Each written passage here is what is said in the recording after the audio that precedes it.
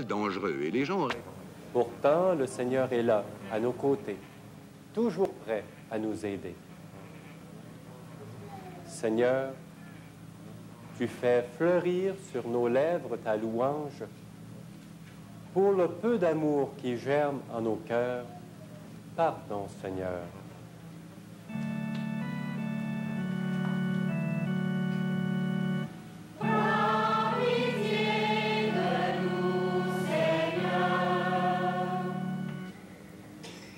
Seigneur, tu sèmes en nos cœurs la semence de ta parole.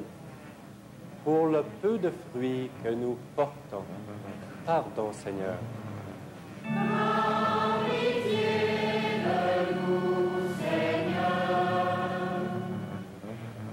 Seigneur, tu ouvres sur notre exil une porte de lumière. Pour le peu d'empressement à nous rapprocher de ta maison, pardon, Seigneur.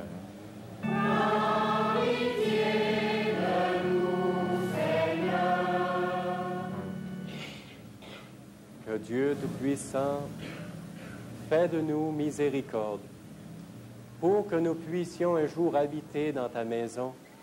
Pardonne-nous nos péchés et conduis-nous à la vie éternelle.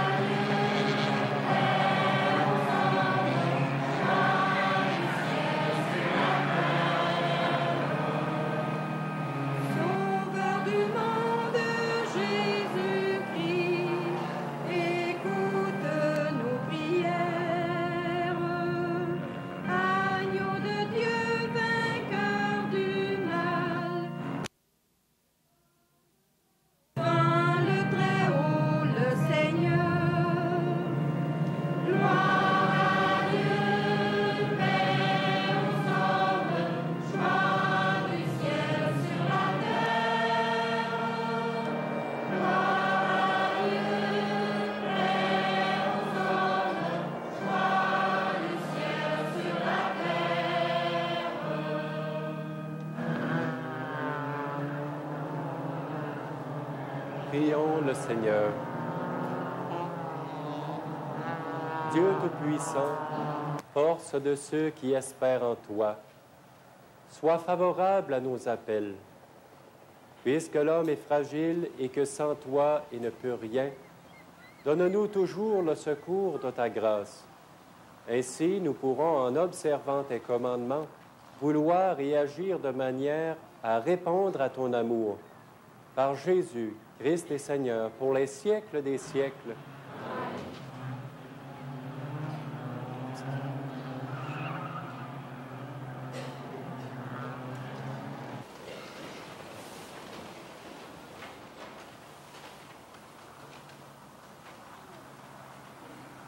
Un jeune rameau qui devient un cèdre magnifique.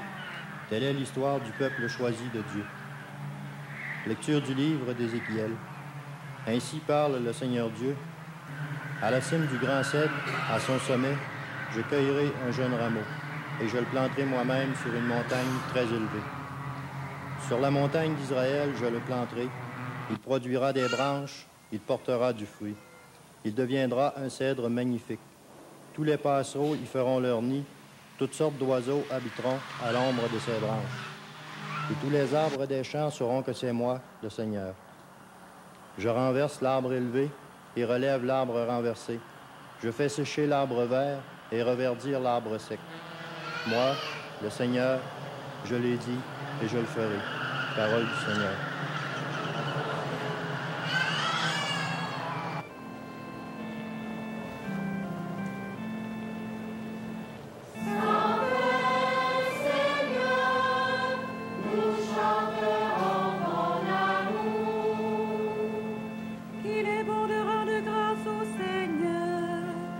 Chanter pour ton nom, Dieu très haut, d'annoncer dès le matin ton amour, ta fidélité au long des nuits.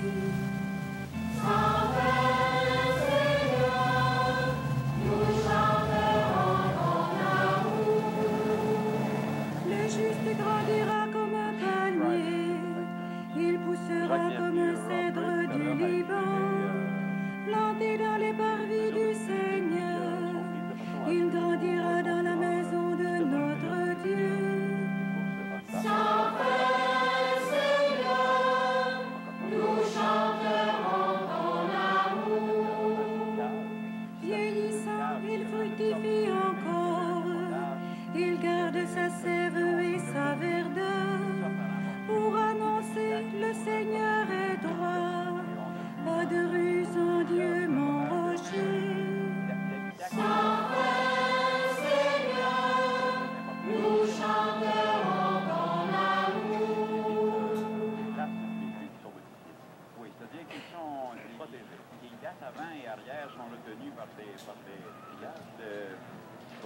montants de métal qui fait... Au milieu de la persécution, l'apôtre Paul affirme sa pleine confiance dans le Seigneur. Lecture de la seconde lettre de saint Paul apôtre aux Corinthiens. Frères, nous avons pleine confiance, tout en sachant que nous sommes en exil loin du Seigneur, tant que nous habitons dans ce corps. En effet, nous cheminons dans la foi, nous cheminons sans voir. Nous avons confiance et aimerions mieux être en exil loin de ce corps pour habiter chez le Seigneur. Que nous soyons chez nous ou en exil, notre ambition, c'est de plaire au Seigneur, car il nous faudra tous apparaître à découvert devant le tribunal du Christ, pour que chacun reçoive ce qu'il a mérité, soit en bien, soit en mal, pendant qu'il était dans ce corps. Parole du Seigneur.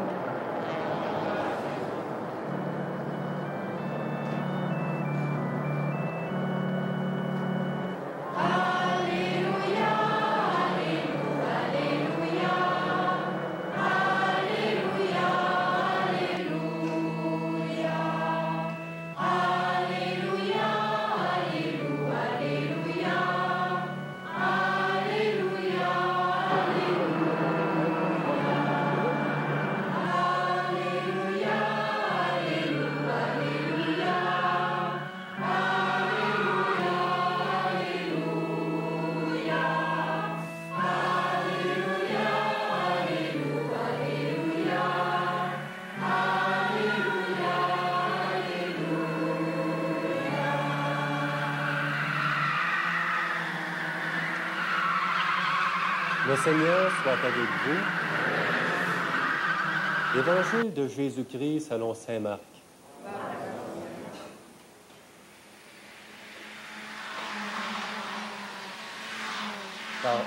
Parlant à la foule en parabole, Jésus disait: « Il en est du règne de Dieu comme d'un homme qui jette le grain dans son champ. Nuit et jour, qu'il dorme ou qu'il se lève. La semence germe et grandit, il ne sait comment. D'elle-même, la terre produit d'abord l'herbe, puis l'épi, enfin du blé plein l'épi. Dès que le grain le permet, on y met la faucille, car c'est le temps de la moisson. » Jésus disait encore: « À quoi pouvons-nous comparer le règne de Dieu? Par quelle parabole allons-nous le représenter? Il est comme une graine de moutarde. Quand on la sème en terre, elle est la plus petite de toutes les semences du monde. Mais quand on l'a semée, elle grandit et dépasse toutes les plantes potagères. Et elle étend de longues branches, si bien que les oiseaux du ciel peuvent faire leur nid à son ombre. Par de nombreuses paraboles semblables, Jésus leur annonçait la parole, dans la mesure où ils étaient capables de la comprendre. Il ne leur disait rien sans employer de paraboles, mais en particulier, il expliquait tout à ses disciples. Acclamons cette parole du Seigneur.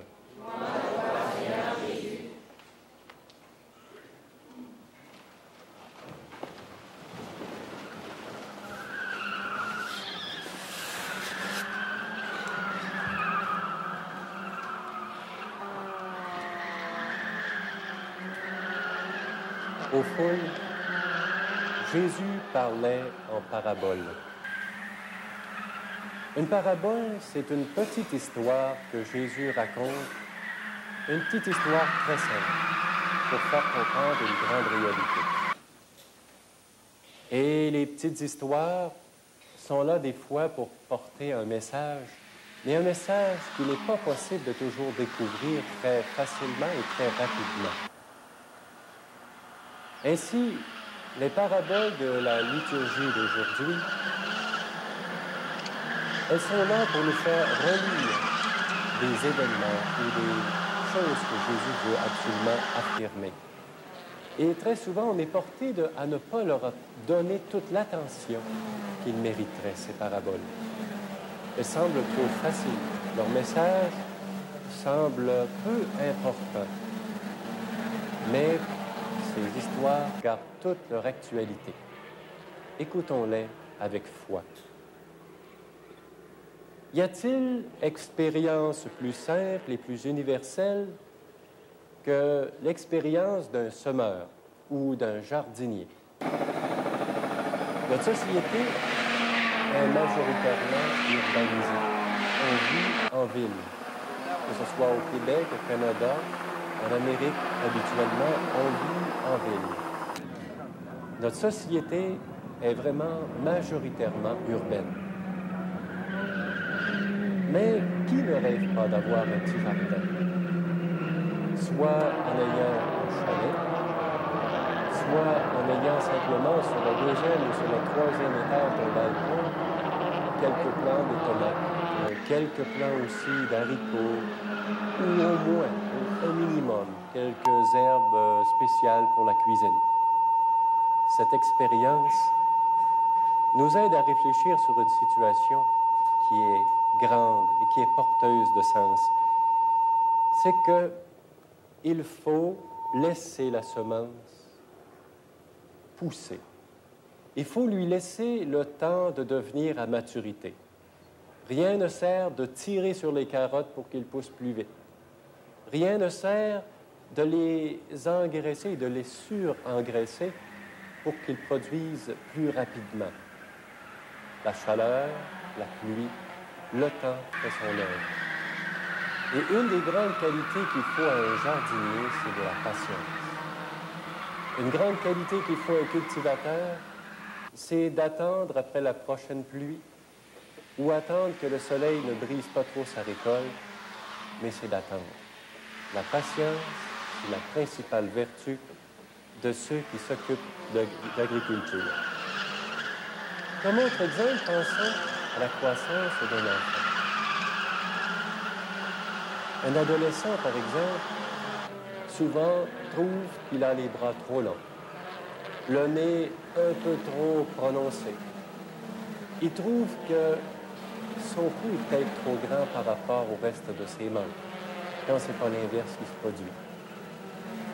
Mais la croissance se fait par bourrer. Et cette croissance-là devient nécessaire pour que dans l'ensemble, à la fin de la croissance, tout soit équilibré. Du côté intellectuel, c'est la même chose qui se produit. On reçoit beaucoup de connaissances à la maison, à la télévision, à l'école. On reçoit des connaissances aussi de la part de ses amis. Mais avant de digérer ces connaissances, avant de les faire siennes, on passe par une période où il est bon de faire le grand ménage. La même situation se produit au niveau de la foi. On reçoit l'ABC de la foi par le Notre Père quand on est petit. On apprend à découvrir le Seigneur. Mais à la période de l'adolescence, on sent le besoin de mettre un peu de côté ces choses-là pour les refaire siennes par après. Dans les deux paraboles que nous venons d'entendre, Jésus nous dit qu'il en est ainsi du royaume de Dieu. Nous ne sommes pas toujours d'accord avec son opinion. Nous croyons que le règne de Dieu arriverait beaucoup plus vite si on l'entourait d'une meilleure popularité, une meilleure organisation, si l'on prévoyait davantage un plus grand nombre de contacts avec les médias d'information, avec des campagnes de promotion à la télévision, à la radio. Et ainsi, on croit que le monde entier serait changé parce qu'enfin, on aurait compris ce message où Dieu nous invite à aimer tous et chacun de nous. Le Seigneur, devant nos projets, nous répète qu'il n'en est pas ainsi. Jésus, tout en évoquant que le semeur doive respecter les semences, qu'il doit veiller et qu'il doive la laisser parvenir à la croissance, il nous rappelle que les travaux du semeur sont nécessaires pour que tout parvienne à maturité. Semer, surveiller les champs, favoriser la croissance de la bonne semence, en arrachant, bien sûr, les herbes nuisibles. Aussi, il ne faut pas oublier qu'il faut récolter. Rien ne sert de semer, rien ne sert de compter sur la croissance si on ne récolte pas. Sur le plan de la foi, nous vivons dans notre région une situation qui nous parle aussi de croissance au niveau de notre rencontre avec le Seigneur. C'est un projet d'éducation de la foi au niveau du diocèse de Rimouski et qui concerne les gens de la vallée d'Amatépédia d'une façon spéciale dans notre coin de pays. Après l'évaluation d'un an de réflexion, on sent bien que la foi des participants a évolué. On a le goût davantage de parler de sa foi. On est même prêt à défendre sa foi dans les discussions. On perçoit davantage de besoins chez les gens qui nous entourent et on est davantage prêt à les aider. On a une meilleure compréhension des textes bibliques parce qu'on connaît mieux Jésus, on connaît mieux son monde et on sait que ce qu'il a à nous dire vient d'une culture. On découvre le besoin de se ressourcer à cette parole de Dieu. On a le désir de se rapprocher de Dieu par une prière qui est davantage collée à la vie et une prière aussi qui est tournée davantage vers les autres, une prière collective. On a le goût de rendre service à l'Église, car on comprend mieux que l'Église, ce n'est pas l'affaire des prêtres, des sœurs, mais que l'Église, c'est notre Église, et que si l'Église est malade, c'est notre foi qui est malade.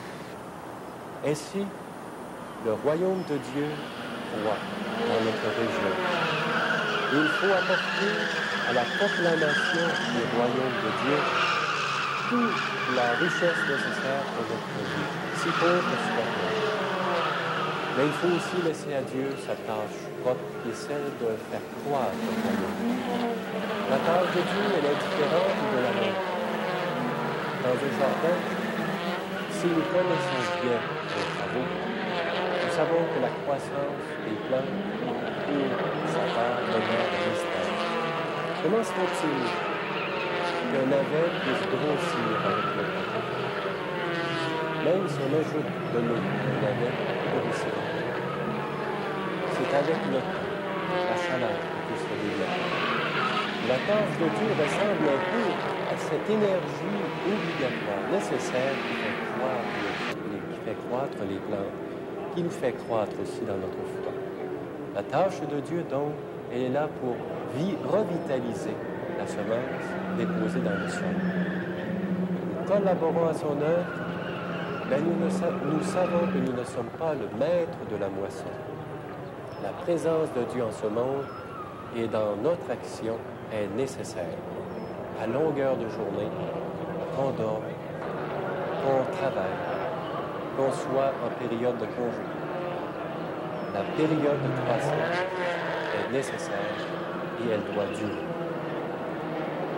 Rassemblés en Église aujourd'hui pour célébrer la fête de l'Eucharistie, implorons le Seigneur de mettre en chacun de nous une confiance encore plus grande dans son œuvre de salut.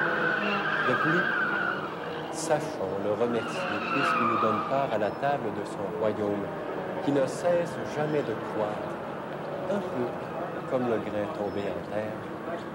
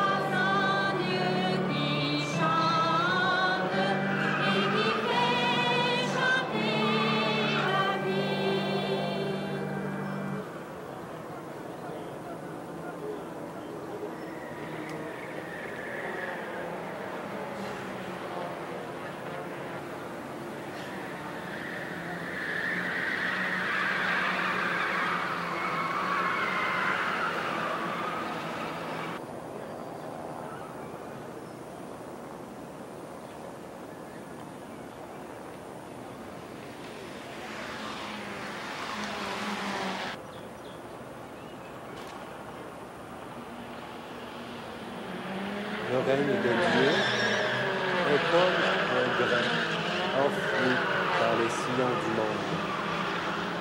Ensemble, prions afin qu'il mûrisse pour la moisson de Dieu.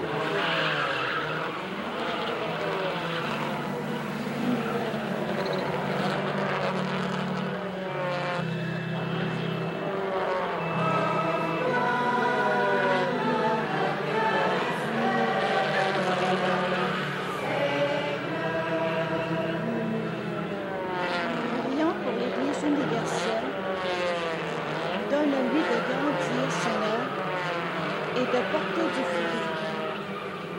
Qu'elle soit accueillante pour tous les hommes, prions le Seigneur.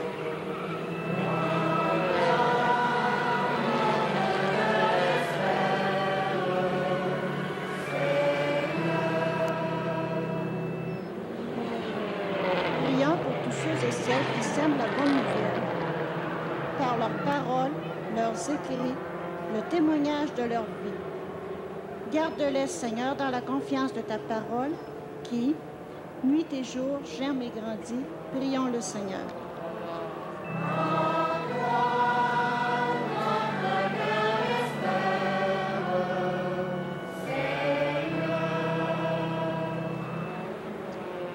Prions pour ceux qui travaillent de la terre. Fais-leur la grâce, Seigneur, de te rencontrer. Dans leur travail, prions le Seigneur.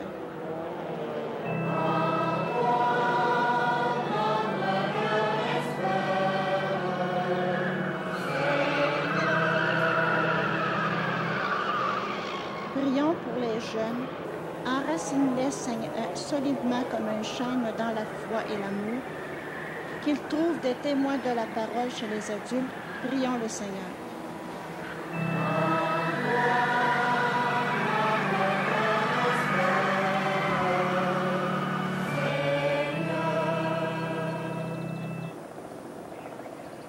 Continue, Seigneur, de semer ta parole en nos cœurs, de jour et de nuit, qu'elle germe et grandisse, qu'elle mûrisse enfin pour ta moisson, et que nous récoltions du fruit pour la vie éternelle.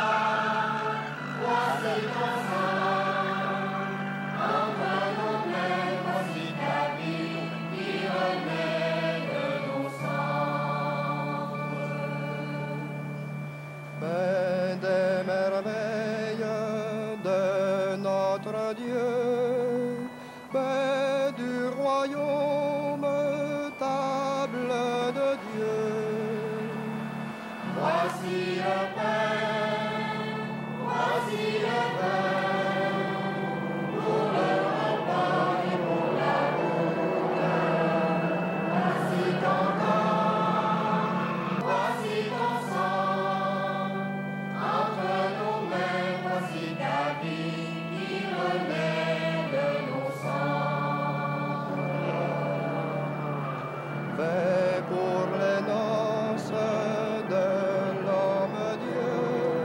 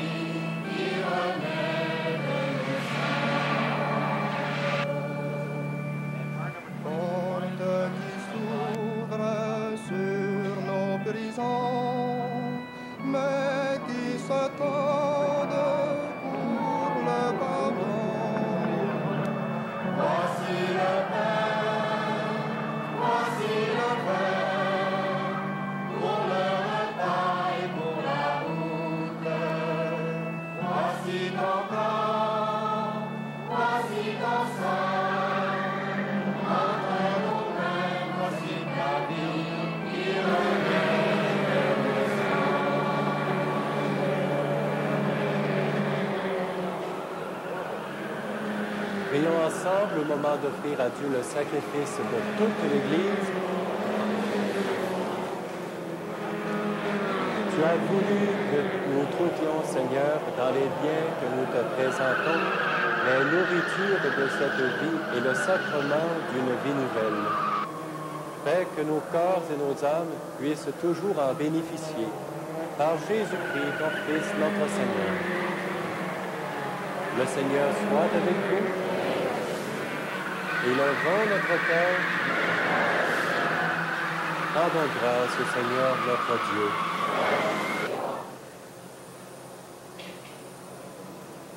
Père, nous te disons merci. Nous te rendons grâce. C'est toi qui nous as créés et tu nous appelles à vivre pour toi, à nous aimer les uns les autres. Nous pouvons nous rencontrer, parler ensemble. Grâce à toi, nous pouvons partager nos difficultés et nos joies. À cause de tout cela, Dieu notre Père, nous sommes heureux de te rendre grâce tous ensemble. Avec ceux qui croient en toi, avec les saints et les anges, nous te louons en chantant. Complètement déclassé. And they're heading towards the checkered flag. There should be some desperate driving in this particular hairpin. Lindsay Riddell still leading. Car number 8 ends up getting back up in the second place. La course en quelques instants, ça passe du drapeau italien des dernières manœuvres.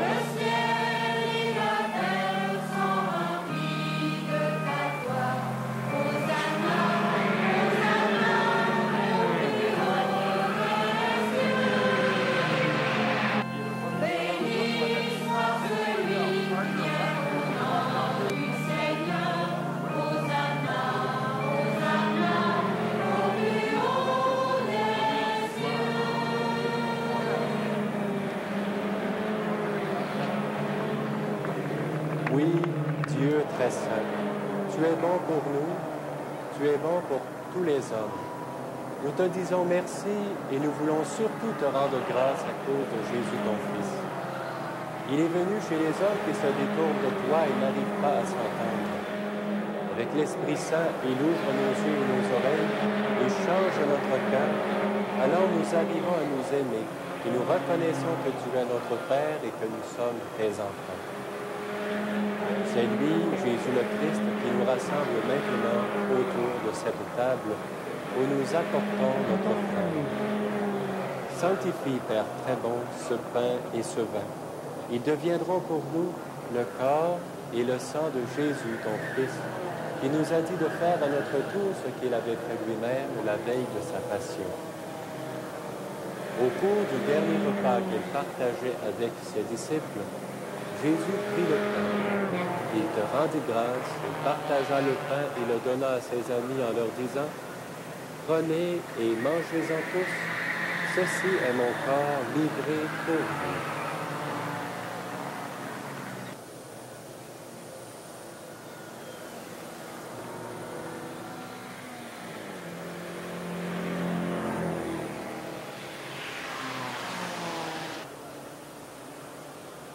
Il prit aussi une coupe de vin. Il te rendit grâce. Il donna la coupe à leurs amis en leur disant « Prenez et buvez-en tous, car ceci est la coupe de mon sang, le sang de l'alliance nouvelle et éternelle, qui sera versé pour vous et pour la multitude en rémission des péchés. Vous ferez cela en mémoire de moi. » Garder, si on veut, notre calme tout au long d'une course comme ça et l'importance peut-être aussi de se parler durant une course comme ça. Et on a vu les résultats qui ont changé beaucoup dans les tout derniers tours, Alors, je pense que c'est très, très intéressant. Et encore une fois, bien, félicitations pour le Vivant,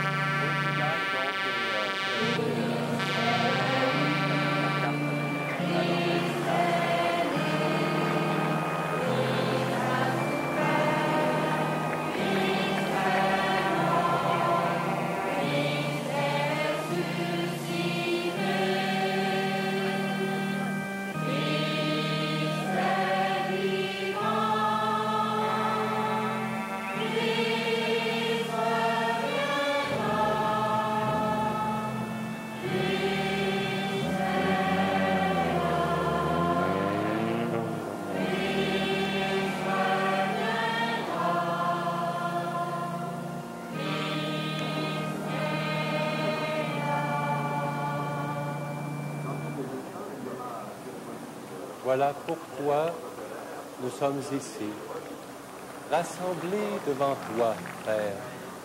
Et tout remplis de joie, nous rappelons ce que Jésus a fait pour nous sauver. Dans cette offrande qu'il a confiée à l'Église, nous célébrons sa mort et sa résurrection. Père du ciel, accueille-nous avec ton Fils bien-aimé. Pour nous, Jésus a voulu donner sa vie. Toi, tu l'as ressuscité. Il vit maintenant près de toi. Il est avec nous toujours et partout. Un jour, il viendra dans la gloire du royaume et il n'y aura plus de gens tristes, malades ou malheureux. Père, nous allons recevoir à cette table dans la joie de l'Esprit Saint le corps et le sang du Christ. Que cette communion nous rende capables de vivre comme Jésus, entièrement donné à toi et aux autres. Viens en aide, Seigneur, à notre pape, à notre évêque Gilles et à tous les évêques.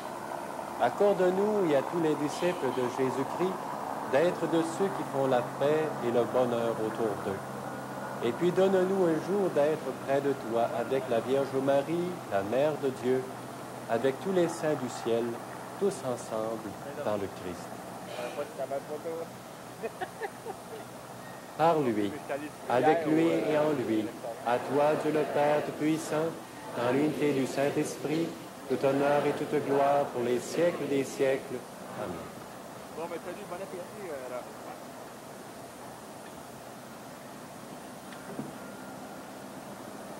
Frères et sœurs, bientôt arrivera le temps de la moisson. Prions pour que le règne de Dieu vienne sur le monde et grandisse en notre cœur. Notre Père, qui es aux cieux, que ton nom soit sanctifié, que ton règne vienne, que ta volonté soit faite sur la terre comme au ciel. Donne-nous aujourd'hui notre pain de ce jour. Pardonne-nous nos offenses comme nous pardonnons aussi à ceux qui nous ont offensés. Et ne nous soumets pas à la tentation, mais délivre-nous du mal. Délivre-nous de tout mal, Seigneur, et donne la paix à notre temps. Par ta miséricorde, libère-nous du péché.